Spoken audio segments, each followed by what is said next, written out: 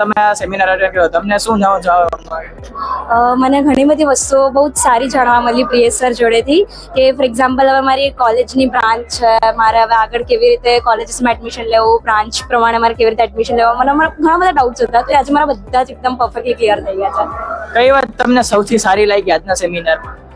સૌથી વધારે સરની એક વસ્તુ કહું તો મતલબ મને સરે અમુક વસ્તુનું રિયલાઇઝેશન કરાયું કે આપણે આ પ્રમાણે બધું ચાલવું જોઈએ, આપણે વસ્તુ અમુક ફોલો કરવી જોઈએ, અને મતલબ એમણે બધું જે એડમિશન પ્રોસેસને બધું શીખવાડ્યું એમાં વધારે મસ્ત રીતે ક્લિયરિટી આવી આવે. જો કોઈ પેરેન્ટ્સ આવા નથી આવી શકે તો તમારે એને કઈ મેસેજ દેવો હોય તો આજના સેમિનાર વિશે?